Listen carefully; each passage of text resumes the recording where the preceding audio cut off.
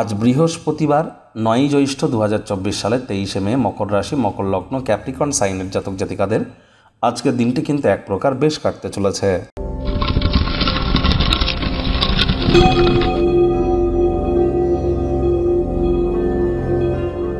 ওম বুদ্ধং শরণম গচ্ছামি। আজ বুদ্ধ পূর্ণিমা, অর্থাৎ আজ বুদ্ধ জয়ন্তী।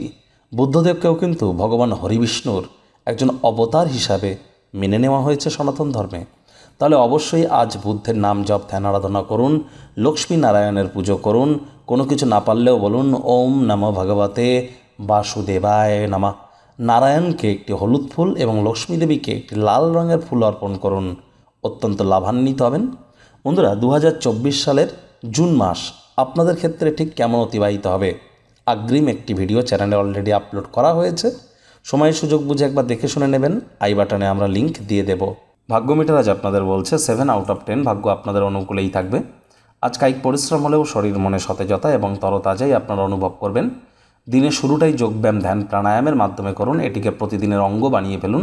লাভান্বিত করবে আপনাদের। অর্থ সম্পর্কিত যে কোনো সমস্যার সমাধান আজ হতেই পারে। আর্থিক সুযোগ সুবিধা অর্জন করতে পারেন। আর্থিক লেনদেন বিনিয়োগের জন্য দিনটি আপনাদের পক্ষেই থাকবে। নতুন উদ্যোগ পরিকল্পনার পাশাপাশি নতুন নির্মাণ কার্যের শুরুয়াত আজ করা যেতেই পারে। তাড়াহুড়ো হটকারিতা একদমই যেন করবেন না। চাকরিজীবী যারা আছেন অফিসে কম কথা বলে কাজ বেশি করুন। মনের থেকে মস্তিষ্ককে বেশি দাম দিন। কোনো প্রকার অফিস পলিটিক্স বা গসিপিংয়ের অংশ যেন হবেন না। বসের কিন্তু কুনজরে পড়ে যেতে পারেন। রাজনীতিবিদ যারা আছেন জনসংযোগ বৃদ্ধি করুন। কঠোর কায়িক পরিশ্রমের কোনো বিকল্পই কিন্তু নেই। শিক্ষার্থী বিদ্যার্থীদের পড়াশোনায় মনোযোগ আরও বৃদ্ধি করতে হবে।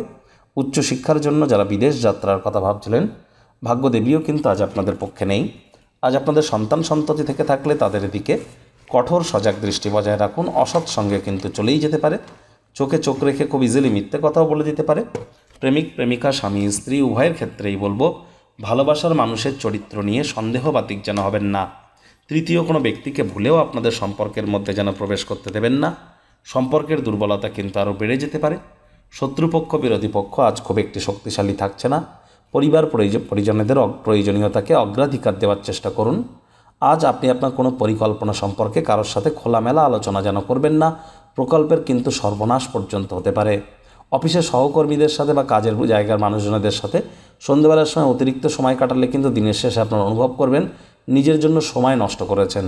আজ কোনো পার্টির পরিকল্পনা আপনারা করতেই পারেন। ভালো বন্ধুবান্ধবদেরকে আমন্ত্রণ জানান যারা আপনাদেরকে উৎসাহিত করবে।